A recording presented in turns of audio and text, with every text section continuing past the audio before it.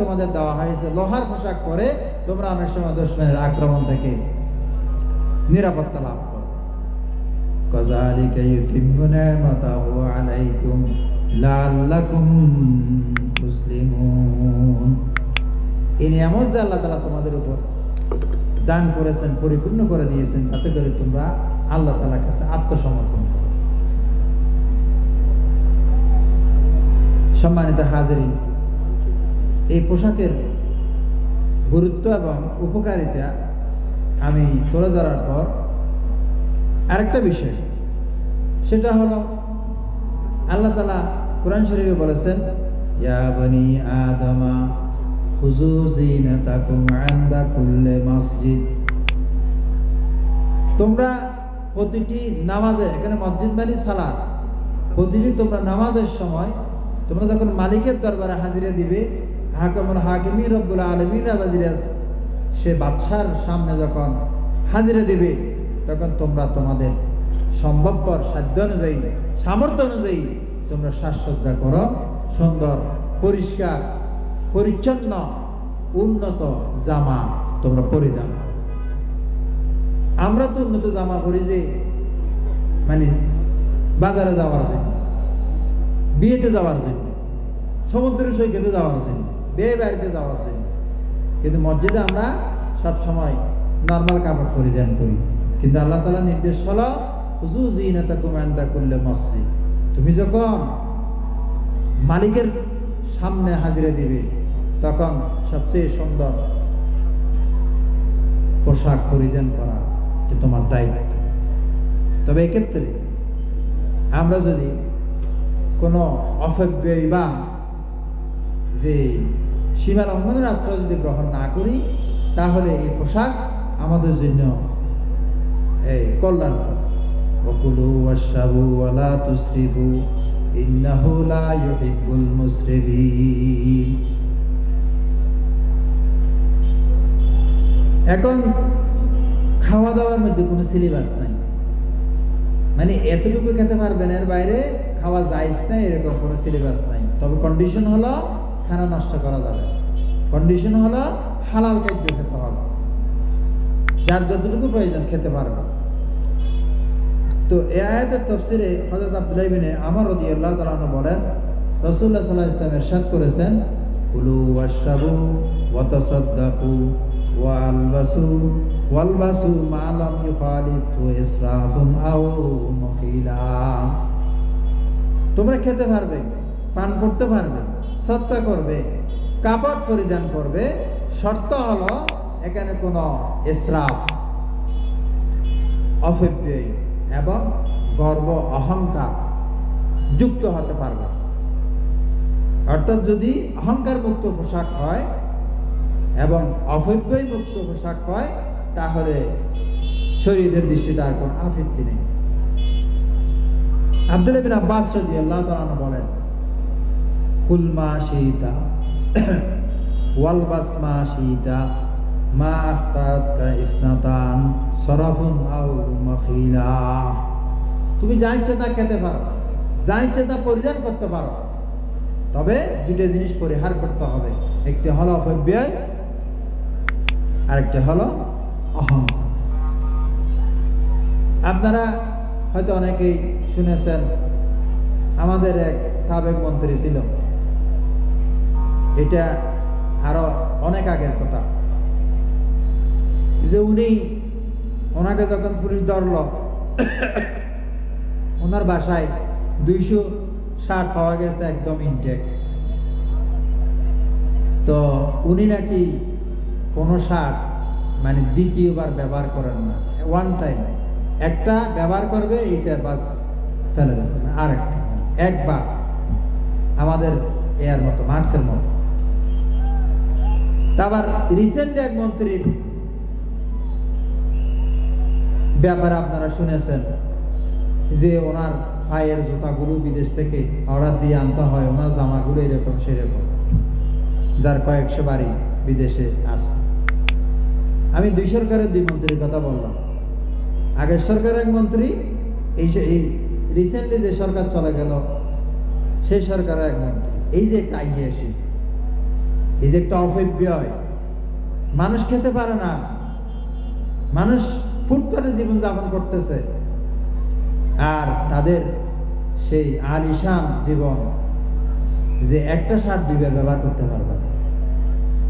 এই জন্য হাদিসে শর্ত লাগিয়ে দেওয়া হয়েছে অপব্যয় এবং অহংকার মুক্ত হতে হবে, তাহলে আপনার নিয়ম মাফিক সাজসজ্জা করতে কোনো অসুবিধা নেই। এবার আসেন, আমাদের ইসলামের দৃষ্টিতে পোশাকের কিছু বৈশিষ্ট্য আছে, কিছু শর্ত আছে। তার মধ্যে এক নাম্বার হলো, ও দুটো শর্ত তো আছে, এগুলোর বিস্তারিত বিবরণ আবার পরে আসতেছে। এক নম্বর হলো, আমরা নারী পুরুষ এত শর্টকাট, এত আটসাট, এত পাতলা কাপড় আমরা পরতে পারবো না যেটা পরা না পরার সমান। পরা না পরার সমান, না পরলেও যা দেখা যায়, পরলেও তা দেখা যায়, আন্দাজ করতে পারে, শরীরের অঙ্গের সাইজ বোঝা যায়, উঁচু নিচু টের পাওয়া যায়। এইরকম কাপড় পরিধান করা জায়েজ না। আপনি কাপড় পরবেন যে ঢাকার জন্য, উঁচু নিচু ঢাকার জন্য, ভদ্রতা রক্ষা করার জন্য। তা আপনি এইভাবে অভদ্রভাবে এমন টাইট ফিট কাপড় পরলেন, হ্যাঁ, যেটা পরা না পরা সমান। রাসূলুল্লাহ সাল্লাল্লাহু আলাইহি ওয়াসাল্লাম, হযরত জরীর ইবনে আব্দুল্লাহ রাদিয়াল্লাহু তাআলা বলেন, ইন্নার রাজুলা লা ইয়ালবিসু ওয়া হুয়া আর। মানুষ কাপড় পরে কিন্তু অথচ উলঙ্গ। তো কাপড় পরিধান করে আবার উলঙ্গ কিভাবে হতে পারে? এত ফাতলা কাপড় পরে যে, দেখেন না আমাদের হাজী সাহেবেরা, তাহাজ্জুদ গুজার মুরব্বীরা, তাদের এই ইয়াং মেয়েদের জন্য ঈদের সময় যে জামা কিনে দেয়, এই জামাগুলোর মানে বাইরে ভিতরে সব দেখা যায়। এটা আপনারা দেখতেছেন ইদানিং। এটা কিন্তু হয়তো আজ থেকে 5 বছর আগেও ছিল না, হ্যাঁ, যে একদম পাতলা, মশারির চেয়েও আর কি পাতলা, গ্লাসের মতো, ভিতর বাইরে সবকিছু দেখা যায়। এরকম কাপড় পরিধান এখন করতেছে। এটা মহিলাদের জন্য হারাম, হারাম, হারাম। ছেলেরা ফুল শার্ট পরে, আর মেয়েদের শরীর উলঙ্গ রাখতে হবে। এটা তাদের মাথার উপর আসলে শয়তান বাসা বেঁধেছে। নিজে তাহাজ্জুদ পড়ে, আর এদিকে মেয়েদেরকে এই কাপড়গুলি কিনে দেয় কিভাবে। আমি মুরব্বীদের দৃষ্টি আকর্ষণ করব, কোন অবস্থাতে আপনারা এই জাতীয় কাপড় তো নিজে কিনে দেবেন না, এবং মেয়েরা চয়েস করলেও কিন্তু এতে আপনাদেরকে বাধা দিতে হবে। এটা আপনার উপর ফরজ। قال رسول الله صلى الله عليه وسلم من رقى ثوبه رقى دينه। যে ব্যক্তি তার কাপড়কে পাতলা করে ফেললো, অথচ সে তার দিনকে পাতলা করে ফেললো, হালকা করে ফেললো। পুরুষেরও আসলে এত একেবারে পাতলা কাপড় শরীর দেখা যায় মতো, এটাও কিন্তু ভদ্রতার পরিপন্থী, যদিও বা জায়েজ আছে পুরুষের জন্য। কিন্তু নাভি থেকে হাঁটু পর্যন্ত অবশ্যই কি করতে হবে? মোটা কাপড় পরতে হবে, যাতে সতর দেখা না যায়। আর মহিলাদের সতর যেহেতু আগা বড় শরীর, সুতরাং মহিলারা কোন অংশে এরকম পাতলা কাপড় লাগাতে পারে না। এগুলো পরা আর না পরা কি সমান। হযরত দামরা ইবনে সালাবা রাদিয়াল্লাহু তাআলা বলেন, তিনি একদিন আল্লাহর নবীর দরবারে আসলেন। তার গায়ের উপর ইয়ামানি দুইটা পাতলা কাপড় ছিল। তখন রাসূলুল্লাহ সাল্লাল্লাহু আলাইহি ওয়াসাল্লাম তাকে বললেন, ইয়া দামরা আতারা সাওবাইকা হাযাইনি মুদখিলাইকাল জান্নাহ। তুমি কি মনে করছো তোমার এই দুই টুকরা ইয়ামানি পাতলা কাপড় তোমাকে জান্নাতে ঢুকিয়ে দেবে? কিল্লে কি ফতহ হয়ে গেল? এই কাপড় পরে তুমি কি ধন্য হয়ে গেলা? তুমি কি বিশ্ববিজয়ী হয়ে গেলা? আমাদের এরকম অনেকের মানুষের এরকম যে উল্টো পাল্টা একটা কিছু করলেই যেন আমি হিরো হয়ে যাব। আল্লাহ রাসূল তাকে বললেন, তোমার এই দুটি কাপড় তোমাকে কি একেবারে বেহেশতে ঢুকিয়ে দেবে বলে তুমি মনে করছো? এটা আল্লাহ রাসূল কি করলেন যে তীব্র প্রতিবাদ করলেন, যে খুব ধাক্কা দিলেন জোরে। আল্লাহ রাসূলের সাহাবী, ঈমান তো তাজা, তাড়াতাড়ি তিনি বললেন, ফাকালা ইয়া রাসূলুল্লাহ লাইন ইস্তাগফারতালি লা আকুদু হাত্তা আনজাহুমা আন্নি। ইয়া রাসূলুল্লাহ, আমি একটা শর্ত দিচ্ছি, যদি আমি এই কাজটা যে করেছি এটার জন্য আপনি আমার পক্ষে আল্লাহর কাছে ক্ষমা চান, তাহলে আমি কথা দিচ্ছি আমি দাঁড়ানো অবস্থা থেকে বসার আগে আমি এই কাপড় আমার শরীর থেকে খুলে ফেলবো। সুবহানাল্লাহ। করছে তো গন্ডগোল। আবার এখানে একটা বোনাস নিচ্ছে যে রসুলের একটা দোয়া তিনি দাবি করে বসেন। এমনি রোগী ডাক্তারকে বলছে আমাকে একটা কি দেন, রসের গোলা দেন। আল্লাহ রসুল তো তাড়াতাড়ি সাথে সাথে ফাকালান নবী সাল্লাল্লাহু আলাইহি ওয়াসাল্লাম আল্লাহুম্মা ইগফির লি দামরাতা, দোয়া করে দিলেন সাইয়্যিদুল আম্বিয়া রহমতের ভান্ডার রউফুর রহিম, হে আল্লাহ দামরাকে maaf করে দেন। তো নবীর দোয়া তো কবুল, সাথে সাথে maaf। ওয়ান্তালাকা সরিয়ান হাত্তা নাযাহুমা, তখন তিনি দ্রুত ওই জায়গা থেকে গিয়ে না বসে দাঁড়ানো অবস্থায় তাড়াতাড়ি তার ওই দুইটি পাতলা কাপড় খুলে চেঞ্জ করে। সুতরাং আমরা নিজেরা পরবো না এই সমস্ত কাপড়, আবার আমাদের অধীনস্থ যারা আছে তাদেরকে ওইগুলো আমরা কিনে দেব। এরপরে কাপড়ের জন্য একটি শর্ত হলো যে পুরুষ এমন কাপড় পরিধান করবে না যেগুলো সাধারণত মহিলারা পরিধান করে, মহিলারা এমন কাপড় পরিধান করবে না যেগুলো সাধারণত পুরুষেরা পরিধান করে। সাধারণের বিপরীত অসাধারণ হওয়ার জন্য অনেক সময় দেখা যায় পুরুষেরা এই যে ব্লাউজের কাপড় দিয়ে পাঞ্জাবি সেলাই করে, আর মহিলারা পুরুষের জিন্সের প্যান্টগুলো পরিধান করে, টাইট ফিট গেঞ্জি গায়ে দিয়ে শহরে বন্দরে নগরে অনুষ্ঠানে প্রতিষ্ঠানে পার্কে সৈকতে দৌড়াদৌড়ি করে, ঘোরাঘুরি করে, লম্পট চরিত্রহীন বদমাইশ। লানা রাসূলুল্লাহ সাল্লাল্লাহু আলাইহি ওয়াসাল্লাম আর-রাজুলা ইয়ালবাসু লিবসাতাল মারআ ওয়াল মারআতা তালবাসু লিবসাতার রাজুল। যে পুরুষ মহিলার বেশ ধারণ করে, কাপড় পোশাক পরিধান করে, এবং যে মহিলা পুরুষের লেবাস পরিধান করে, সাইয়্যিদুল আম্বিয়া তাদেরকে লানত দিয়েছেন। সকলে বলে আমরা নাউযুবিল্লাহ।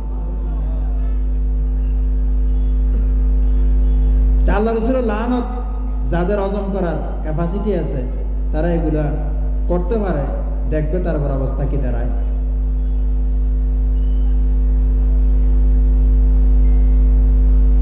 এখন আপনারা এগুলো কিন্তু প্র্যাকটিক্যাল দেখতেছেন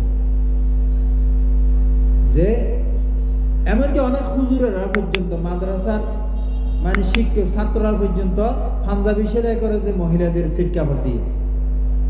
এখন ন্যূনতম একটা কি নেই, রুচি নেই। এত এক কালারের কাপড় আছে, বহু কালারের কাপড় কেন সেলাই করতে হবে? এগুলো তো মহিলাদের জন্য সাধারণত। এই লানতের আরো অনেক হাদিস আছে, আমি একটাই বললাম শুধু। সুতরাং আল্লাহ রাসূলের লানত থেকে বাঁচার জন্য পুরুষেরা মহিলাদের কাপড় পরবে না, মহিলারা পুরুষের কাপড় পরবে না।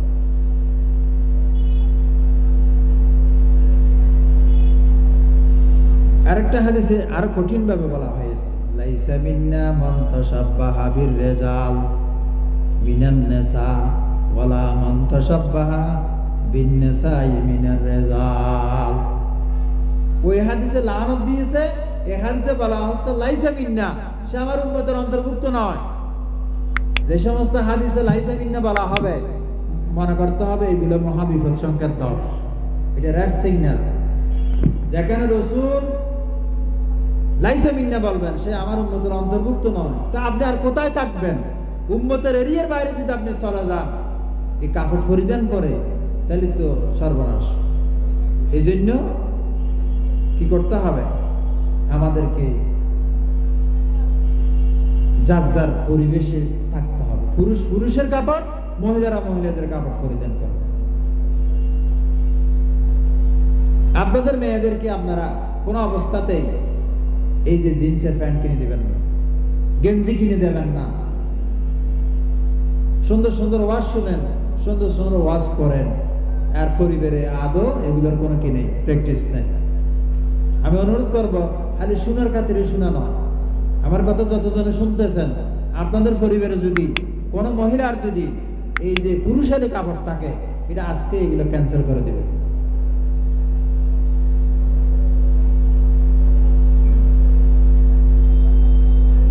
আর পুরুষের কাছে যদি এই যে রঙিন বিভিন্ন সিট কাপড় থাকে, এগুলো একেবারে দ্রুত চেঞ্জ না করলেও পরবর্তীতে আর সেলাই করবেন না। এগুলো তো ওই সমস্যা নেই যে সমস্যা মহিলাদের জিন্সের প্যান্টে গেঞ্জিতে আছে। তারপরে তো আল্লাহ রাসূল আনন্দ দিয়েছে, এটা মাথায় রাখতে হবে। এরপর ইসলামের দৃষ্টিতে আমরা যে পোশাক পরিধান করব, এখানে শোহরত, প্রসিদ্ধি, লোক দেখানো, বাবা জিন্দাবাদ আদায় করা, পোশাকের মধ্যে মানুষের কাছে বড় হওয়ার জন্য পোশাক পরিধান করা যাবে না। অহংকার মুক্ত পোশাক পরিধান করতে হবে এবং আপনার প্রদর্শনী মুক্ত কাপড় পরিধান করতে হবে। قال رسول الله صلى الله عليه وسلم من لبس ثوب شهرة ألبسه الله يوم القيامة ثوبا مثله أي ثوب مظلة ثم تلهب فيه النار। আল্লাহর হাবিব ইরশাদ করেন, যে ব্যক্তি শোহরতের লেবাস পরবে, লেবাসের মধ্যে বড় হতে চায়, আল্লাহ তাআলা কিয়ামতের দিন তাকে লাঞ্ছনার এবং বেইজ্জতির পোশাক পরিধান করাবে। নাউযুবিল্লাহ। অতঃপর এই পোশাকে কিয়ামতের দিন আগুন লাগিয়ে দেওয়া, জাহান্নামের আগুন লাগিয়ে দেওয়া। নাউযুবিল্লাহ। হযরত আবু যর গিফারীর বর্ণনা, قال رسول الله صلى الله عليه وسلم من لبس ثوب شهرة أعرض الله عنه حتى يزعه متى وزعه। যে ব্যক্তি শোহরতের লেবাস পরবে, মানুষের কাছে প্রচারের জন্য প্রদর্শনীমূলক পোশাক পরবে, আল্লাহ তাআলা তার থেকে রহমতের দৃষ্টি ফিরিয়ে নেবেন এবং তাকে যখন ইচ্ছা তার মর্যাদা নামিয়ে দেবেন, তাকে বেইজ্জত করবেন, তাকে লাঞ্ছিত করবেন। যে কোনো মুহূর্তে সে কি হতে পারে, অপমানিত হতে পারে, যেহেতু আল্লাহ রহমত তার থেকে উঠে যাবে।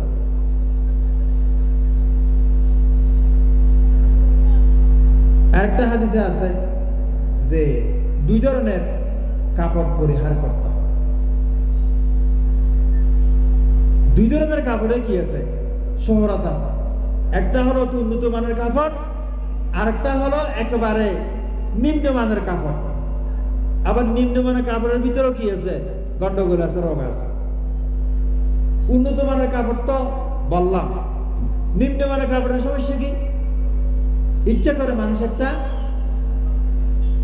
তৌফিক থাকার পরও এই জোড়া তালি দিয়ে 14 রকমের সেলাই করে কাপড় একটা পরে, তারপরে তসবিস্তার একটা নিয়ে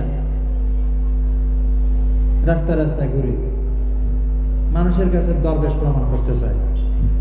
হাদিসে সেটাও নিষেধ আছে। কিন্তু আন্নান নবী সাল্লাল্লাহু আলাইহি ওয়াসাল্লাম নাহা আনি শুহরাতাইন আইয়ালবিসা সিয়াবাল হাসানাতাল্লাতী ইউনজারু ইলাইহি ফিহা। যে পোশাকের সৌন্দর্যের প্রতি মানুষকে দৃষ্টি আকর্ষণ করা হয়, সেটা দেখো আল্লাহ রাসূল নিষেধ করেছেন। আবার আবিদ দুনিয়া আবির রসা আল্লাতী ইউনজারু ইলাইহি ফিহা, অথবা এত নিম্নমানের কাপড় পরেছে মানুষ সেটা দেখে তাকে আল্লাহওয়ালা ফরজগার মানুষ, হ্যাঁ, কত সিম্পল জীবন যাপন করে। সিম্পল জীবন ভালো, তবে এইটা নিয়ত এটাই হতে হবে যে আমি এই বিলাসমুক্ত জীবন যাপন করতেছি। কিন্তু নিয়ত যদি এটাই থাকে, এই মানে নিম্নমানের কাপড় পরে মানুষের কাছে আমি দরবার সাজবো, তাহলে এইটা কিন্তু নিষেধ।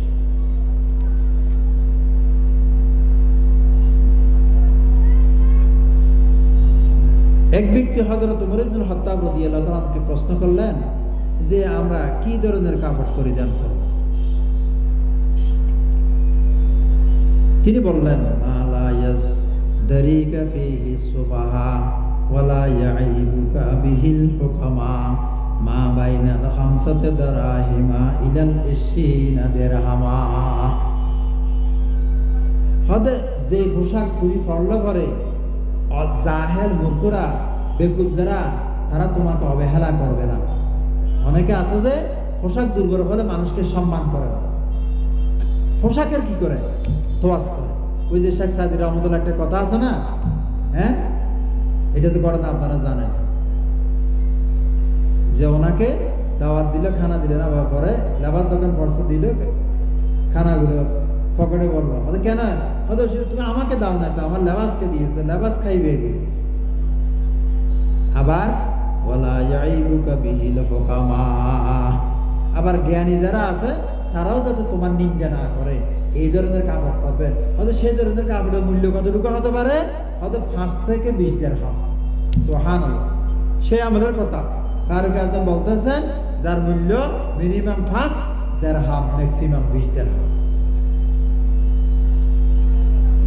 ফারুক আজমের জামায়াতে তালি ছিল, এটা ওনার ছেলে নিজেই বলেছে। ওনার 2 কাঁধের মাঝখানে 2টা তালি ছিল, এক কাঁদিসে আছে আর এক কাঁদিসে আছে যে 3টা তালি ছিল। আপনারা এদিকে একটু মতওয়াজ্জহ হন, অসুবিধা নেই, মেহমান আসছে, একটু খেয়াল করেন। এরপরে হলো আপনার পুরুষেরা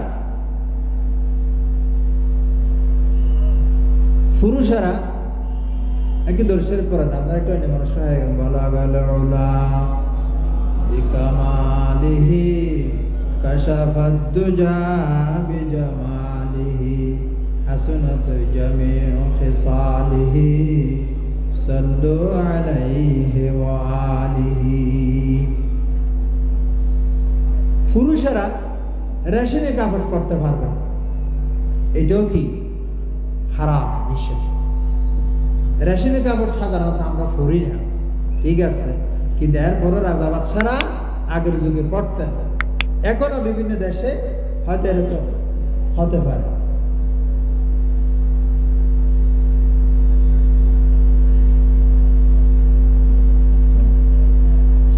হযরত আবু মুসা আশআরী রাদিয়াল্লাহু তাআলা বর্ণনা করেন, ক্বালা রাসূলুল্লাহ সাল্লাল্লাহু আলাইহি ওয়াসাল্লাম উহিল্লা যাহাবু ওয়াল হারিরু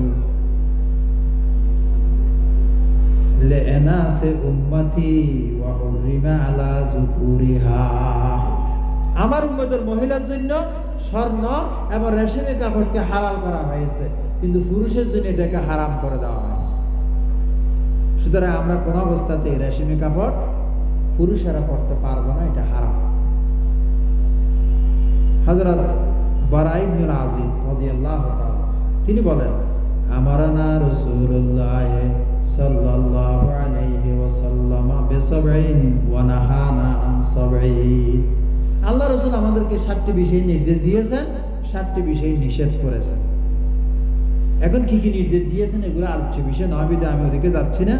নিষিদ্ধ বিষয়ের মধ্যে ওয়া নাহানা আন খাওয়াতিমিজ যাহাবি ওয়া আন আনিয়াতিল ফিদ্দা ওয়া আনিল মাসাদ।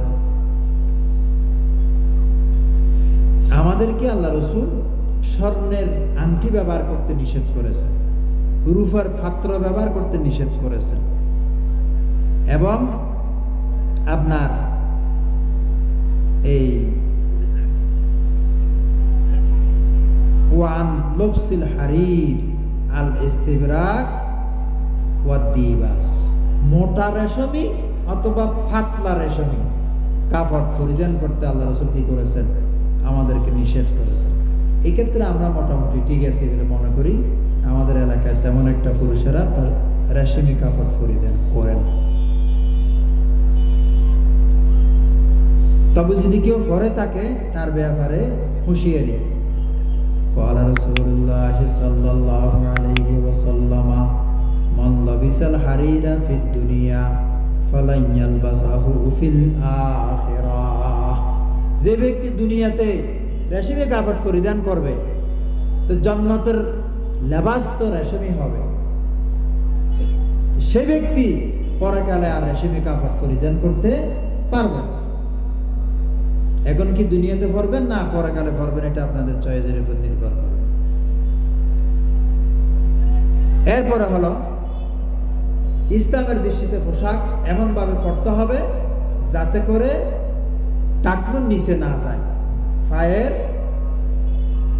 চুলগিরের নিচে যাতে না যায়। কোন অবস্থাতেই পুরুষের জন্য টাকনুর নিচে চুলগিরের নিচে কাপড় এটা যেতে পারবে না। অহংকার করে যদি এটা করে তাহলে এই অংশটাকে দোজখে আলাদা করে জ্বালানো হবে বলা হয়েছে। তো ওখানে আগুন লাগাইলে কি আর পুরো শরীরে গরম কি লাগবে না? অবশ্যই লাগবে।